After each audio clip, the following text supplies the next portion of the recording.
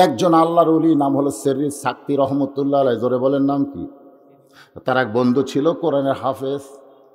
বন্ধুরা যখন দুনিয়া থেকে বিদায় নিয়ে গেল, আল্লাহর ওলি সেরি সাক্তি রহমতুল্লাহ আলাইহি তারা জানাজার জন্য আসলেন।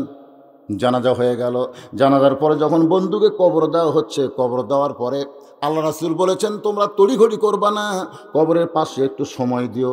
যদি কোনো জীবিত মানুষ কবরের পাশে একটু সময় দেয়, তাহলে কবরের কথা তার মনের মধ্যে হবে। কিন্তু যেদিন ডাক পড়িবে, সবাই বলেন, কিন্তু যেদিন ডাক পড়িবে, কবর মাঝে যাইতে জোগাড় কিছু করছো বন্ধু, তার মাঝে বিছাইতে। সেরি সাক্তি রহমতুল্লাহ কবরের পাশে একটু ধৈর্য নিয়ে দাঁড়ালেন। সবাই যখন কবর থেকে চলে যায়, এমন সময় আল্লাহর ওলি কবরের দিকে মোতাবাজ্জা হলেন। কবরের দিকে যখন মোতাবাজ্জা হয়েছে, এমন সময় কবরের ভিতর থেকে একটা শব্দ তার কানের মধ্যে আসলো। শব্দটা হলো হুড়মুড় দুড়মুড় শব্দ চলে আসলো। সেরি সাক্তি রহমতুল্লাহ চিন্তা করলেন, কবরের মধ্যে যাকে দাফন করা হলো সে হলো 30 পারা কোরআনের হাফেজ। রাসূল বলেছেন, হাফেজ ব্যক্তি জান্নাতে যাবে, শুধু নিজে জান্নাতে যাবে না, তার আত্মীয় ওয়ারিসের মধ্যে 10 জন ব্যক্তি যাদের উপর জাহান্নাম ওয়াজিব হয়ে গেছে, এমন ব্যক্তিকে সুপারিশ করে জান্নাতে নিয়ে যাবে। সুবহানাল্লাহ।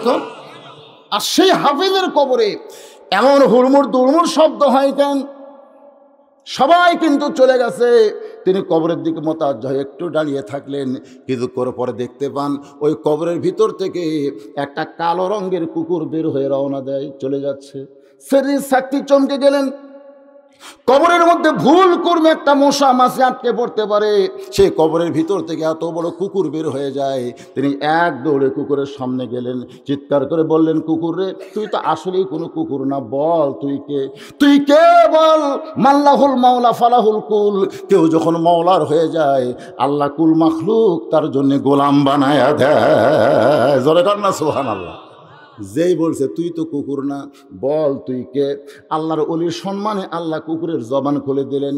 কুকুর বলতেছে, আল্লাহর ওলি, আসলে আমি কুকুর না, কিন্তু আপনার কান ভালো বলে আপনি কবরের শব্দ শুনতে পেয়েছেন, আপনার চোখ ভালো বলে কবর থেকে কুকুর বের হওয়া আপনি দেখতে পেয়েছেন। আসলে আমি কুকুর না। আপনার যেই বন্ধুকে কবরের মধ্যে রাখা হয়েছে, ওই বন্ধুর জীবনের একটা শ্রেষ্ঠ আমল ছিল, প্রতিদিন এশার নামাজ পড়ে সূরা ইয়াসিন না পড়ে কোনোদিন ঘুমাইতো না। কবরে যখন সবাই তাকে রেখে চলে গেছেন, জীবনে ভুল ভ্রান্তিতে অনেক গুনাহ করেছে, পাপ করেছে, ওই সূরা ইয়াসিন একটা অস্ত্র হইয়া আপনার বন্ধুর আমল নামার উপর আঘাত শুরু করলো।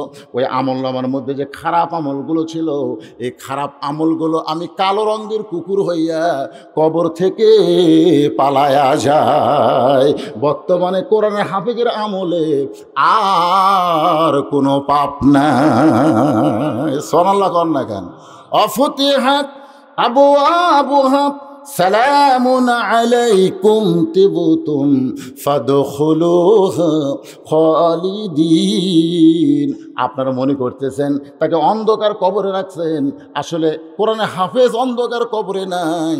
আমার আল্লাহ তাআলা 8টা জান্নাতের দরজা তার জন্য খুলে দিয়েছে। এরকম ফজিলতের কথা আল্লাহর কোরআনের হাফেজদের জন্য, আলেমদের জন্য আছে না নাই? জোরে করে আছে না নাই? আমি কি ফজিলতের কথা বলবো? আমি বলতেছি, ওয়াইজা তুলিয়াত আলাইহিম আয়াতুহু জাদাতুহুম ঈমানান। জাদাতুহুম ঈমানান, ঈমান বেড়ে যাবে। কেমনে বাড়বে? এই কথাটাই। আগে ছিল খালার বাড়িতে রাখাল, এই কোরআনের তেলাওয়াতের কারণে আল্লাহ তাকে অর্ধ পৃথিবীর খলিফা বানাই দিছে। জোরে কান সুবহানাল্লাহ। মানুষটার নাম কি? সবাই জানেন, আমার ওয়াজের মধ্যে বহুবার শুনেছেন। লোকটার নাম হলো হযরত উমর। মসজিদের মেম্বরে বসে নিজের গালে নিজে চড় মারতেছেন, কারণ মিন শাররিল ওয়াসওয়াসিল খান্নাস। এক সময় উমর ফারুকের মন বলেছে, বর্তমান তুই অর্ধ পৃথিবীর রাষ্ট্রপতি, অর্ধ পৃথিবীর রাষ্ট্রপতি। এরকম অনেকের মন বলে আমি ডাহিয়া ইউনিয়নের চেয়ারম্যান। এরকম মনের মধ্যে একটা ওয়াসওয়াসা হতে পারে কি পারে না? পলক সাহেব বলতে পারে বর্তমান সরকারের প্রতিমন্ত্রী, আমি সিংড়া উপজেলার এমপি, মনের মধ্যে আসতে পারে। ওমর ফারুকের মনের মধ্যে এরকম চিন্তা হয়েছে, আমি অর্ধ পৃথিবীর খলিফা। ইমান বলতেছে ওমর, বর্তমান তুমি অর্ধ পৃথিবীর খলিফা, তোমার অতীতের খবর কি, তোমার ভবিষ্যতের চিন্তা কি? বর্তমান নিয়ে তুমি খুব মজা মারতেছ, একটাবার অতীতের চিন্তা করো, একবার ভবিষ্যতের চিন্তা করো। ওমর ফারুকের ইমানের কথা অনুযায়ী নিজের গালে নিজে চড় মারতেছে আর বলতেছে, ওমর রে, একদিন তুই খালার বাড়িতে রাখালি করতি, আজকে তুই অর্ধ পৃথিবীর খলিফা হয়েছি। আবার একদিন মসজিদের খাটনিতে চড়ে অন্ধকার কবরে তোমাকে যেতে হবে। ঠিক আজকে যারা ক্ষমতার চেয়ারে আছে তাদের অতীতে কি, ভবিষ্যৎ কি, একটাবার চিন্তা করার দরকার আছে না নাই? দরকার আছে না নাই? সেই চিন্তা আছে। ওমর ফারুক চিন্তায় পড়ে গেলেন যে নবীকে হত্যা করতে এসে এই কোরআনের পরশে আল্লাহ যদি আমাকে এত সম্মান দেয়, সেই কোরআনটা বাস্তবে দেখতে কেমন, সেই কোরআনটা বাস্তবে দেখতে কেমন, এটা তিনি ছদ্মবেশ ধারণ করে মদিনার অলি গলি ঘুরতেছেন। হঠাৎ হযরত ওমর দেখতে পায় দুই পাহাড়ের এই যে একটা সরু রাস্তা, যে রাস্তাকে বলা হয় গিরিপথ। জোরে বলেন কি পথ? ওই গিরিপথের ভিতরে হযরত ওমর ছদ্মবেশে আল্লাহর কোরআনকে দেখার জন্য প্রবেশ করলেন। ওই গিরিপথের ভিতরে একটা সুন্দরী মেয়ে ধীর গতিতে হেঁটে হেঁটে আসতেছে। মেয়েটার সামনেও কোনো মানুষ নাই, পেছনেও কোনো মানুষ নাই। ওমর ফারুক চিন্তায় পড়ে গেলেন, এত সুন্দরী একটা মেয়ে এই দুই পাহাড়ের মাঝখানের গিরিপথে, এত সুন্দর একটা মেয়ে। হয়তো আপনারা চিন্তা করবেন, হুজুর তাহলে ওমর ফারুকের মতন মানুষ একটা মেয়েকে দেখে সুন্দরী বলতেছে, তাহলে মেয়ে দেখা কি জায়েজ আছে? ওমর ফারুক যে মেয়েটাকে সুন্দরী বলতেছে, এটা মেয়ের চেহারা দেখে বলতেছে না, মেয়েটার আপাত মস্তক আল্লাহর আইন পর্দা দেখে তাকে সুন্দরী সমর্থন করতেছে। সুবহানাল্লাহ কন। আপনাদের কাছে সুন্দরী কে? এই যুবক, আমাদের বাংলাদেশ সবচেয়ে সুন্দরী হলো পরিমণি, যাকে জেলের মধ্যে নিয়েও রাখা গেল না। জোরে কোন কথা ঠিক কিনা? রাখতে পারছে? বিচার কি মাফ দেখছে? একেবারে মদের ফ্যাক্টরি সহ ধরা পড়ল। কিসের ফ্যাক্টরি? বর্তমান সরকার মাদকমুক্ত যুবক, মাদকমুক্ত সমাজ উপহার দেওয়ার বিশাল একটা চেষ্টা করতেছে। জোরে কোন কথা ঠিক কিনা?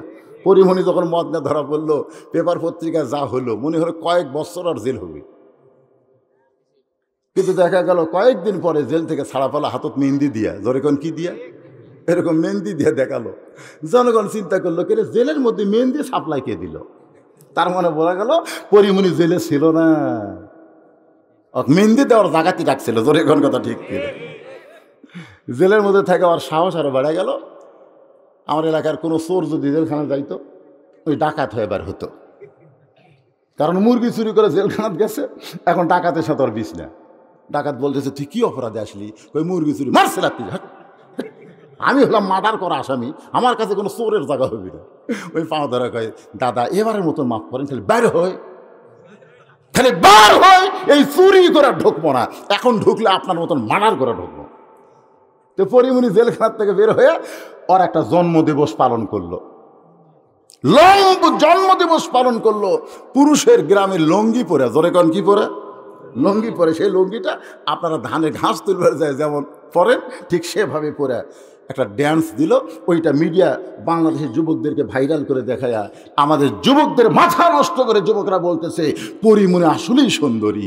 আসলে পরিমণি সুন্দরীরা কোরআনের আইন যদি চালু থাকতো বাংলাদেশে, বেপর্দা নারীকে মুসলমান কোনোদিন সুন্দরী বলতো না, তাদের ডিগ্রি হতো বিশ্ব বেহায়া।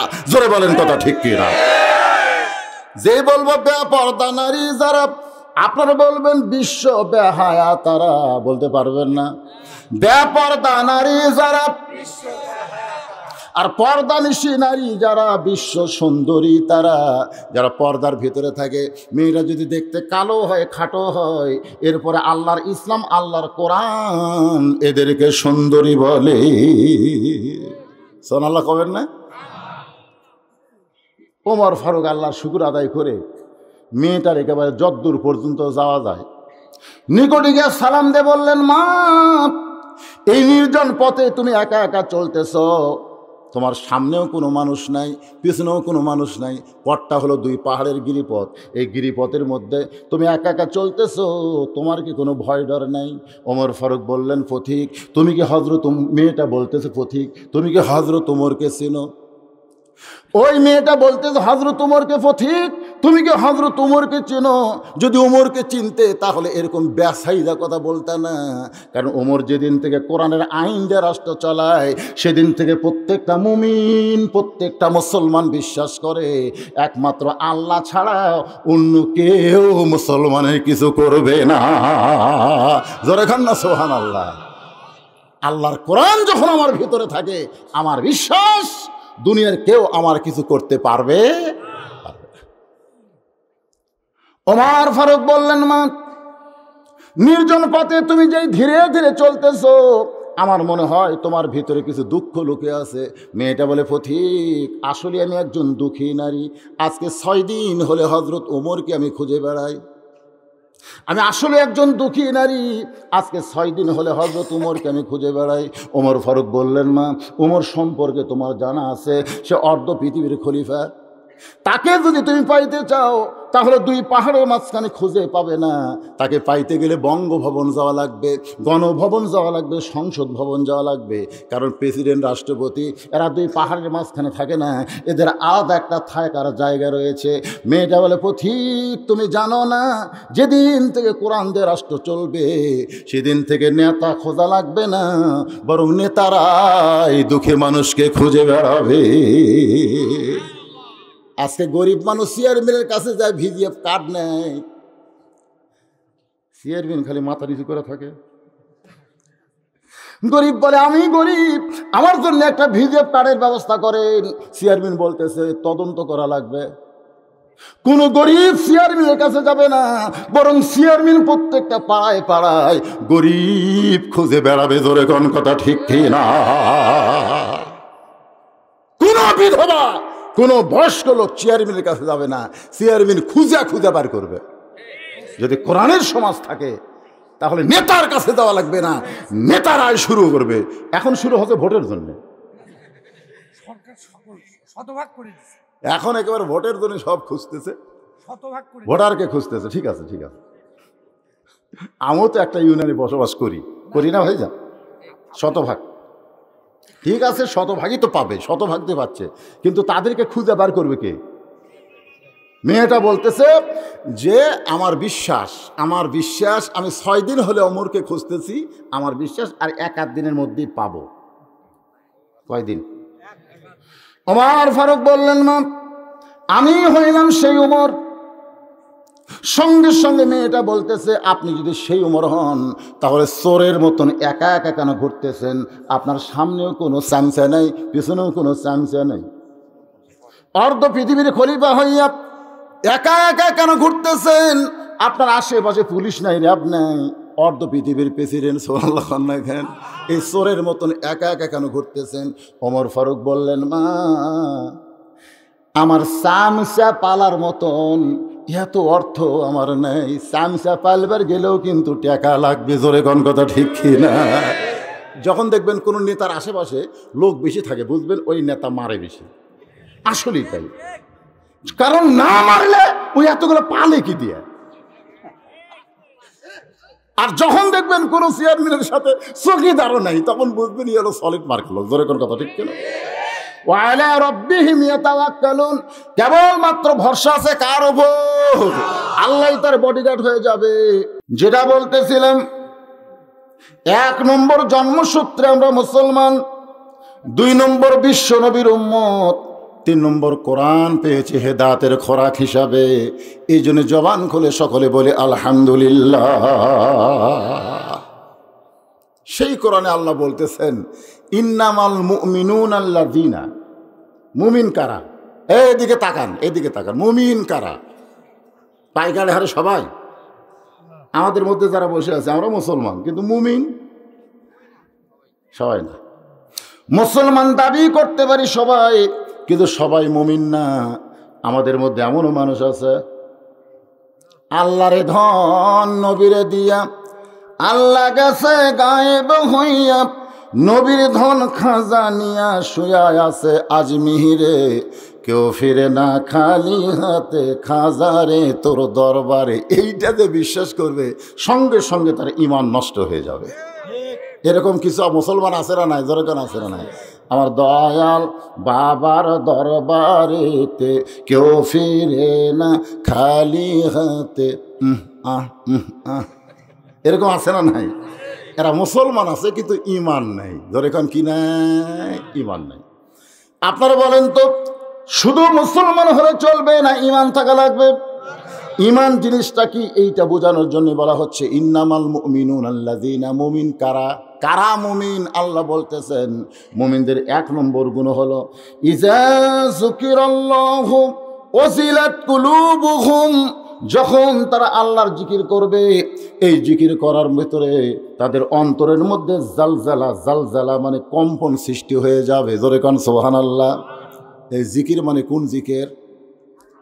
আল্লাহর জিকির। সেই জিকিরটা কি? সেই জিকিরটাই তো ইন্না নাহনু নাযালনা যিকর। খুব খেয়াল করবেন, সেই জিকিরটার নাম হলো আল্লাহর কোরআন। জোরে বলেন নাম কি? আল্লাহর কোরআন। এই কোরআন আল্লাহ যার উপর নাজিল করেছে সেই নবীকে নিয়ে আজকে আমাদের মধ্যে মতভেদ আছে। যখন আছে না নাই? কথা বলেন আছে না নাই? আছে। এই মতভেদটা শুরু হয়েছে কখন? আল্লাহ নবী কিন্তু বলেছেন যে আমি বড় ভয় করতেছি। বনী ইসরায়েলের যুগে ৭২ দল হচ্ছিল। যখন কত দল? আর আমার উম্মতের ভিতরে ৭৩ দল হবে। কত দল হবে? ৭৩ দল হবে। এই ৭৩ দলের মধ্যে ৭২ দলকে আল্লাহ জাহান্নাম দিবে, শুধুমাত্র একটা দল জান্নাতে যাবে। আজকে যারা এখানে বসে আছেন, আমার আলোচনার ভিতর দিয়ে চিন্তা করা লাগবে যে আমরা সেই দলের মধ্যে আছি কিনা। হাদিসে আল্লাহ রাসূল বলেছেন ইন্নাল জান্নাতা তুশতাকু ইলা খামসাতি নাফারিন।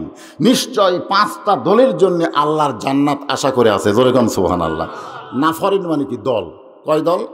ইন্নাল জান্নাতা তুশতাকু ইলা খামসা। খামসা মানে ৫। ৫টা দলের জন্য আল্লাহর জান্নাত আশা করে আছে।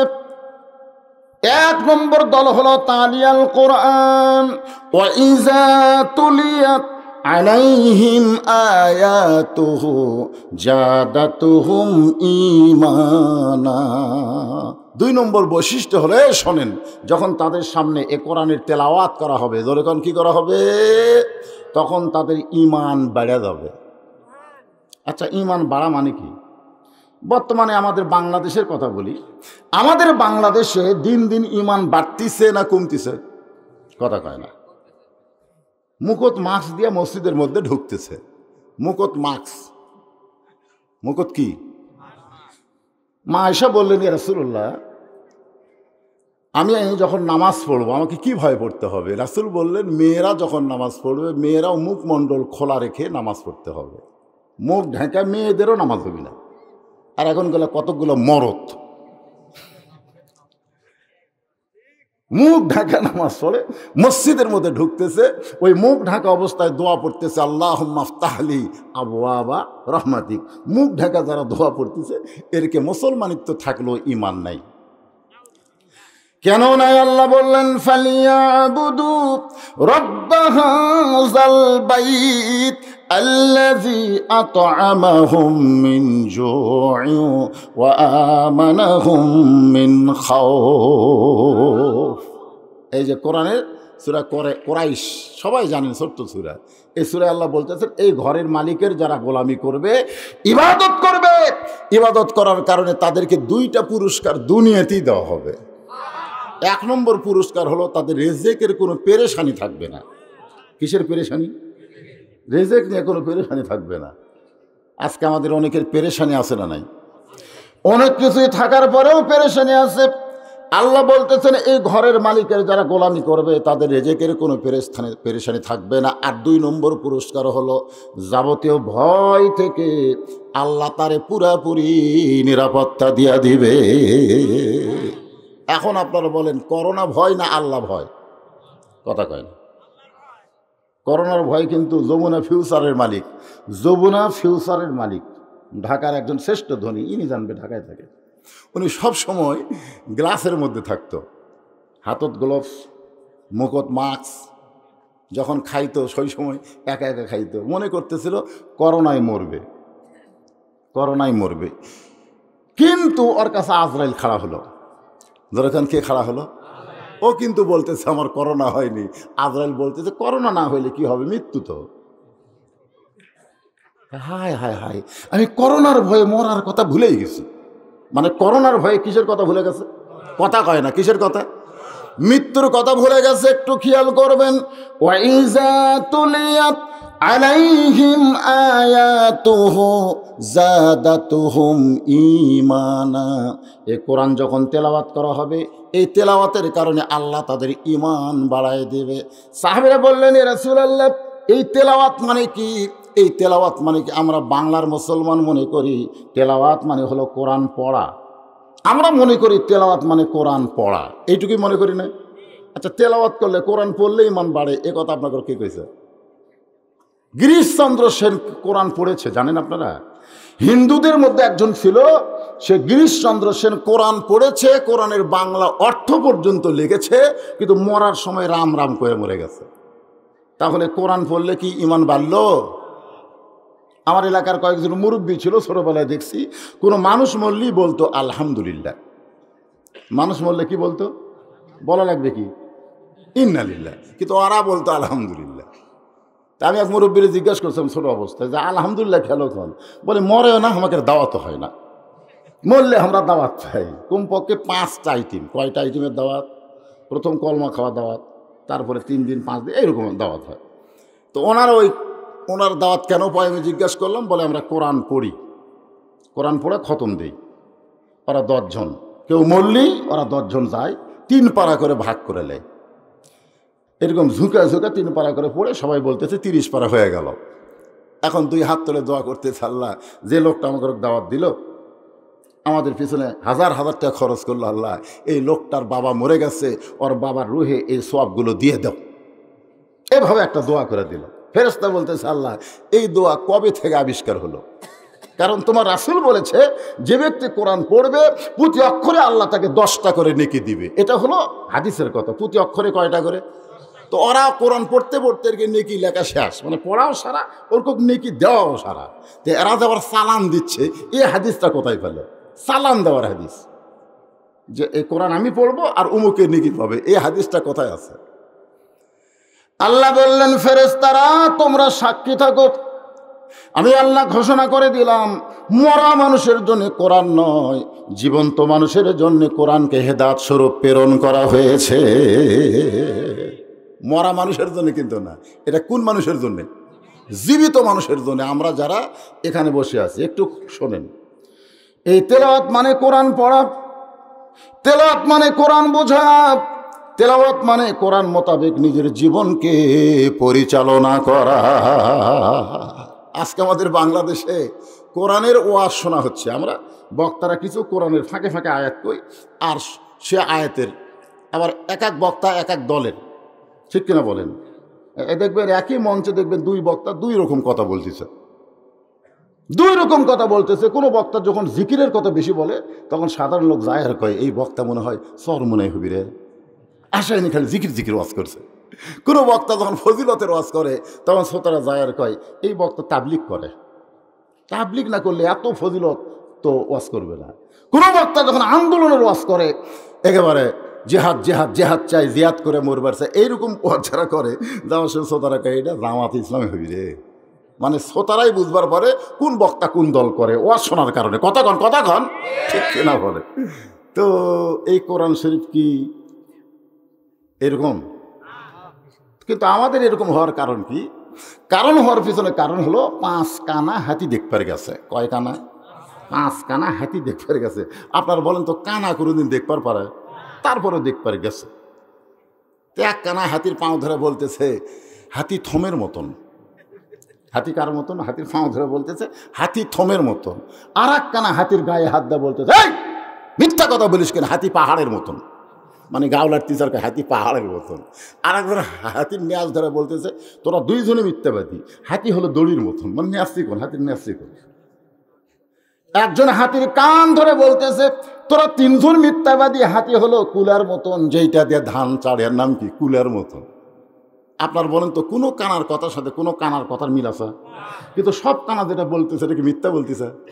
মিথ্যা কিন্তু বলতেছে না, তারা সত্যিই বলতেছে। যাই যেটুকু দেখিছে, যাই যেটুকু বুঝিছে তারই উপরই বয়ান মারতেছে। আজকে আমাদের বাংলাদেশে আমরা এই কানার কাছে ওয়াজ শুনবার চাই, কানারা কি বয়ান করে। কথাটা বুঝলেন না? আসলে আল্লাহর কোরআন এরকম। হ্যাঁ, আজকে আমি আয়াত দিয়ে এইটা বোঝানোর চেষ্টা করব, একটু মনোযোগ দিয়ে আমরা বুঝবো। আমরা এখানে যতক্ষণ বসে আছি, আওয়ামী লীগ, বিএনপি, জাতীয় পার্টি, জামাত ইসলাম, এগুলো একটাও দল না। আমরা হলাম এক দল, হিজবুল্লাহ, আল্লাহর দল। জোরে বলেন কার দল? দুইটা দল গোটা পৃথিবীতে কোরআন হাদিস পড়ে জানা গেছে, একটা হলো হিজবুল্লাহ আর একটা হিজবাস শয়তান। একটা হলো আল্লাহর দল আর একটা হলো শয়তানের দল। তো এই মুহূর্তে যারা এত রাত পর্যন্ত চেতন আছেন, আমি যদি আপনাদের বলি আপনারা কার দল হবেন? কারা কারা আল্লাহর দল করেন একটু আল্লাহরে হাত তুলে দেখান। লিল্লাহে তাকবীর, হাত নামান। কার দল? ঠিক আছে, ঠিক। আচ্ছা, আপনারা কোনো মানুষের দল করবেন? মানুষের দল? বাংলাদেশে যতগুলা দল চলতেছে এগুলা দল কিসের? তা আপনি তো বলেন যে আমি অমুক দল করি।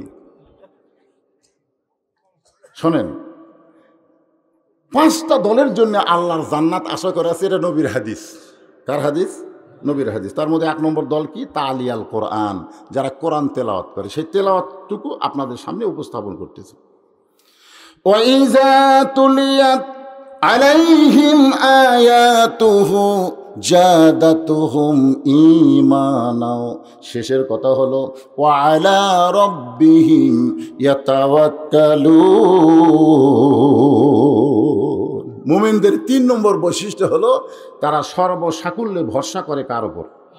আরো জোরে, জোরসে বলুন।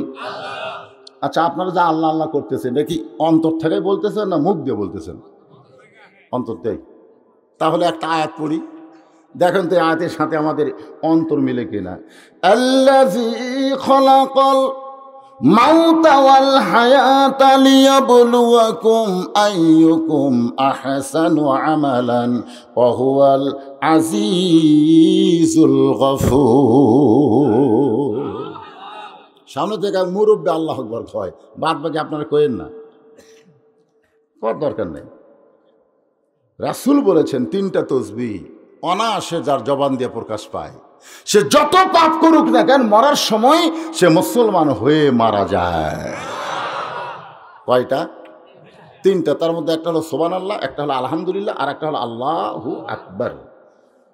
তবে সুবহানাল্লাহ আলহামদুলিল্লাহ যদি আপনি সারা জীবন জিকির করেন, শয়তান বেজার হবে না। শয়তান বেজার হবে না। সুবহানাল্লাহ শুনে শয়তানের কোনো আপত্তি নাই, আলহামদুলিল্লাহ শুনে শয়তানের কোনো আপত্তি নাই। আল্লাহ নবী বলেছেন, কোন উম্মত, কোন বান্দা যদি আল্লাহু আকবার ধ্বনি দেয়, সঙ্গে সঙ্গে শয়তান বাতাস ছাড়তে ছাড়তে পালায়া যায়। তাহলে শয়তান বেজার হয় কোনটা বললে? আর আমরা ওটাতেই দুর্বল। দেখবেন বাংলাদেশে বড় বড় দল আছে না নাই? বড় বড় দলের মধ্যে কিন্তু সুবহানাল্লাহ আছে, আলহামদুলিল্লাহ আছে, কিন্তু আল্লাহু আকবার যদি কোনো দলের কর্মীরা মিছিল করতে করতে লিল্লাহি তাকবীর যদি বলে, ওই আর কর্মীর থেকে পারবি কেন? হামাকের দল তুই এই স্লোগান দিলি কেন? এটা তো চরমনায়ের স্লোগান, এটা তো শিবিরের স্লোগান। এই স্লোগান তো হামাকের দল চলবি না। অথচ এই স্লোগানে শয়তান সবচাইতে বেশি বেজার হয়। নবী বলেছেন বাতাস ছাড়তে ছাড়তে পালায়। বাতাস ছাড়া বোঝেন না? আর সেইটাই আপনাকে মুখতে আসতেছে না, গলা খাঁকারে দেন তো। কারণ এই জায়গায় শয়তান হুলকুমত বসে থাকে, সব কথা কভার দেয় না। আজকে সব কথা না বলার কারণে আমাদের অবস্থা কি? ডিজেলের দাম 13 টাকা করে বাড়লো, আমরা বললাম তেলের দাম বাড়লো, আমাদের কি? কথা শুরু করলো বাসওয়ালা, ট্রাকওয়ালা, ওরা কথা শুরু করলো, না তেলের দাম বাড়বে, আমরা মানি না। হ্যাঁ, 15 টাকা বাড়ছে, আমরা মানি না। তখন যারা কথা বললো তাদেরকে সরকার ডাকলাম, হ্যাঁ, তারা কাছে গেলে বলতে চিল্লাস কেন, চিল্লাস কেন? ওই তেলের দাম 15 টাকা বাড়ছে, তো বাড়লে কি হবে, তোর কে ক্ষতি কি? আসলে তেলের দাম বাড়লে যারকে চিনলেন কথা তারা তো চিনলেন না, তোরা চিনলেস কেন? তোকে ভাড়া বাড়া দিলাম। তখন বলতে তা আসলেই তো তাই, ভাড়া যদি বাড়ে তাহলে চিনলেন আর কি দরকার ভাই। মাঝখানে যারা মুখ বন্ধ করে থাকলো এই মানুষগুলা গাড়া কলে পড়ে গেল। ধরে কোন কথা ঠিক কিনা? আসলে মুখ বন্ধ রাখা ঠিক না। আমরা অন্যায় দেখার পরেও, অপকর্ম দেখার পরেও আমরা মুখকে বন্ধ করে আছি, যার কারণে দিন দিন বাংলাদেশে অন্যায় বাড়তিছে না কমতিছে? কিছুদিন পরে দেখা যাবে তো আমরা কথাই বলতে পারি না, কোনো কিছুতে আমাদের কথা নাই। সকালবেলা ডাল 90, বিকেলবেলা 120। একজনও কথা কয় না। 1 কেজি লিভার চাইছিলাম, ভাই হাফ কেজি দে রে। দাম কেন বাড়লো এই ব্যাপারে বাংলার জনগণ কোনো কথা বলবে না। ধরে কোন কথা ঠিক কিনা? 30 টাকার পেঁয়াজের দাম 300 চলে গেল, তাও মানুষ কথা কয় না। কথা কয় বাড়ির বইয়ের কাছে, পেঁয়াজ কম করে খা। প্রধানমন্ত্রী কইছে পেঁয়াজ ছাড়াও তরকারি খাওয়া যায়। যত গরম সব বইয়ের ওপর। এই তো হলো আমাদের অবস্থা। আসেন, যেই কোরআন তেলাওয়াত করলে ঈমান বাড়বে সেই কোরআন নিয়ে আপনাদের সামনে আলোচনা করব। 5টা দলের মধ্যে 1 নম্বর দল হলো তালিয়াল কোরআন। আবার আল্লাহর কোরআন বলতেছে ওয়াইজা তুলিয়াত আলাইহিম আয়াতুহু জাদাতুহুম ঈমানান। সেই ঈমান বাড়াইতে গেলে কোরআন তেলাওয়াতের মাধ্যমে সেই কোরআনটা আজকে আমাদের সামনে আসে না নাই? যখন আসে না নাই? হ্যাঁ, আমি বলতেছি এটা বোঝার জন্য সূরা মুলকের 2 নম্বর আয়াত আমি আপনাদের সামনে উপস্থাপন করেছি। আপনাদের সবাইকে বলেছি দেখেন তো একটু চিন্তা করে এই আয়াতটা কি আয়াত? আল্লাযী খলাকাল মাউতা ওয়াল হায়াতা। মৃত্যু আর হায়াতকে সৃষ্টি করেছেন কে? আরো জোরে। তাহলে করোনা কোনোদিন কাউকে মারবে কে? আমাদের বিশ্বাস কি? না না, সারা জীবন আমরা নামাজের ওয়াজ করে মসজিদ কেবল ভর্তিছে। ইতিমধ্যে এক চৌকিদার মাইকিং করলো 5 ওয়াক্তে 5 জন, জুমার নামাজে 10 জন, তারাবিতে 12 জনের বেশি অংশগ্রহণ করা যাবে না। মসজিদের সভাপতি সেক্রেটারি কেশিয়ার আর জীবনে নামাজ পড়ে না। ওই চৌকিদারের মাইকিং শুনে ওরা 3 জন দৌড়ে এসে বললো মুয়াজ্জিন ইমাম আমরাই 5, আর জন কেউ বাদ থেকে না ঢোকে। আমার এলাকায় শুরু হয়ে গেল। আপনার এলাকায় এরকম হয়েছিল? রমজান মাসে তারাবির নামাজ পর্যন্ত মানুষকে মসজিদে ঢুকতে দেওয়া হলো না। কার ভয়ে? আল্লাহর ভয়ে না করোনার ভয়ে? কারণ করোনা আমাদেরকে মারবে। অথচ আল্লাহ কোরআনে বললেন আল্লাযী খলাকাল মাউতা ওয়াল হায়াতা। মৃত্যু এবং হায়াতকে সৃষ্টি করেছেন কে? তাহলে আমাদের জবান খুলে বলতে হবে কেউ মারতে পারবে না আল্লাহ যদি বাঁচায়। কেউ বাঁচাতে পারবে না আল্লাহ যদি না মারে। তাহলে হায়াত এবং মৃত্যুর মালিক কে? এটাই ঈমান। হায়াত এবং মৃত্যুর মালিক হচ্ছে আল্লাহ। আসেন, 2 নম্বর হলো ওয়াহাফিজুল লিসান। 5টা দলের মধ্যে 2 নম্বর হলো যারা নিজের জবানকে সংযত রাখবে। এই যে ভোট শুরু হয়ে গেল, ভোট শুরু হয়ে গেছে, অনেক মানুষ আছে তাদের কাছে প্রার্থীরা যাবে, আপনার কাছ থেকে দোয়া চাবে এবং কানের কাছে ফিস ফিস করবে আমার মার্কাত ভোটটা দিও। আপনি কিন্তু না বলতে পারতেছেন না, ঠিক আছে ভাই। আর কতকগুলো তেল তো খেলে পালার কাছে, হায় হায় কিছুক্ষণ আগে অমুক মার্কা এসেছিল, আমি কিভাবে নিজকে লুকাই রাখছি ভাইজান তোমার জন্যে। গোটা গ্রামে যাওয়ার দরকার নাই, গোটা গ্রাম সলিড, খালি ওই সাইটের কয়েকজন বেকা, ওই বেকা কয়টা সোজা করবার গেলে এরকম নিজের জবানকে ইচ্ছা মতো এই ভোটের কারণে নষ্ট করবে। জোরে কোন কথা ঠিক? আল্লাহ রাসূল বলেছেন ওয়াহাফিজুল লিসান, নিজের জবানকে সংযত রাখবে। নিজের জবানকে যারা সংযত রাখবে ওরা একটা দল হবে, ওই দলের জন্য আল্লাহর জান্নাত আশা করে আছে। তাহলে কয়টা দল বললাম? 5টার মধ্যে 2টা। একটা হলো তালিয়াল কোরআন, যে কোরআন তেলাওয়াত হবে সেই কোরআনের মাহফিলে একটু খেয়াল করবেন। আজকে আমাদের বাংলাদেশের সরকার আজকে আমাদের বাংলাদেশের সরকার একদম বাকদম ঘোড়াডম সাজে, ঢাক ঢোলক ঝাঁঝর বাজে। এই মিথ্যা শিক্ষা যারা দেয়, মাস গেলে তাদের 40,000 50,000 টাকা বেতন দেয়। আর জালিকাল কিতাবু লা রাইবা ফি হুদাল লিল মুত্তাকিন, এই আল্লাহর কোরআন যারা শিক্ষা দেয় তাদের মাস গেলে শুনলাম 7,500 টাকা বেতন।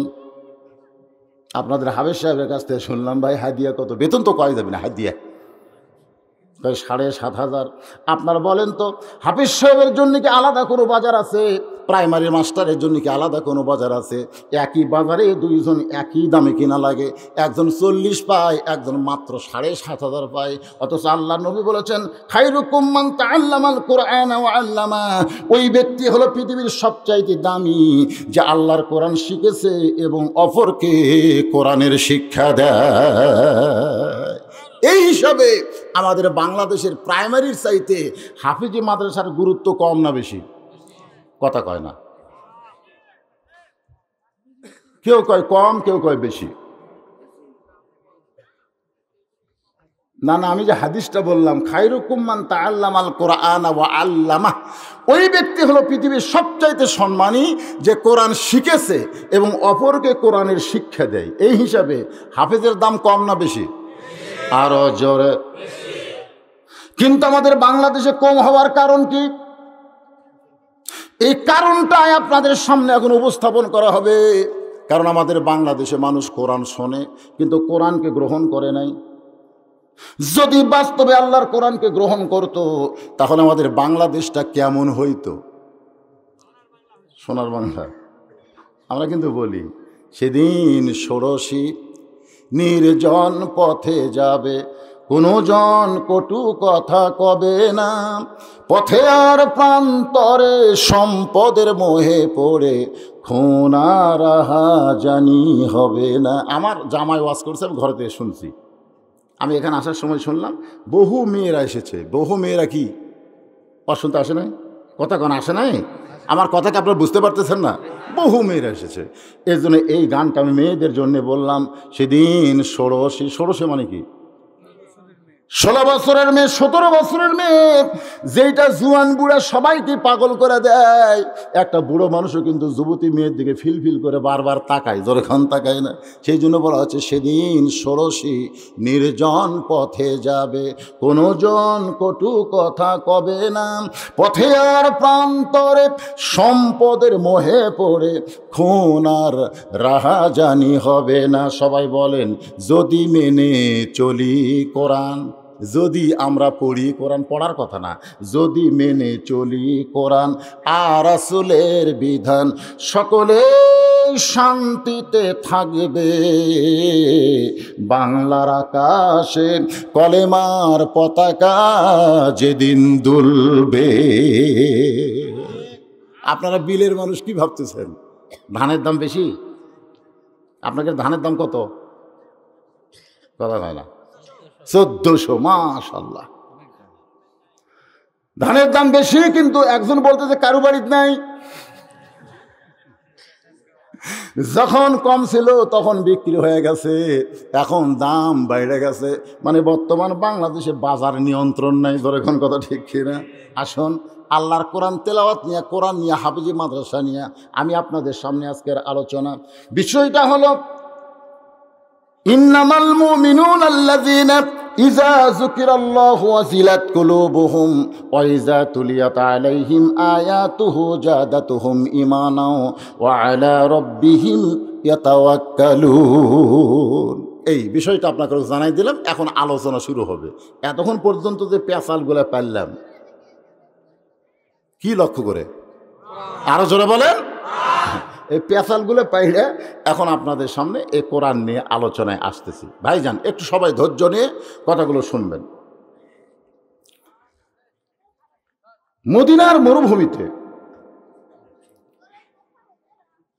একটা মাদ্রাসা আছে। একটা মাদ্রাসা, জোরে কোন কি? একটা মাদ্রাসা আছে, যে মাদ্রাসায় কোরআন শরীফ শিক্ষা দেওয়া হয়। আমাদের বিয়াসেও একটা আল আরাবিয়া মাদ্রাসা, আরাবিয়া কি মাদ্রাসা আছে? আছে না নাই? এই ছোটো ছোটো বাচ্চারাই যায়, এরা প্রাইমারি ছাত্র, একটাও মাদ্রাসা না। এই প্রাইমারিগুলো এরকমই হবে। পেশাব দিয়ে 40 লিখতেছে, পেশাব দিয়ে। এরকম খাড়া হয়ে পেশাব দেয়, আগে লিখছে 4, পরে দিছে 0।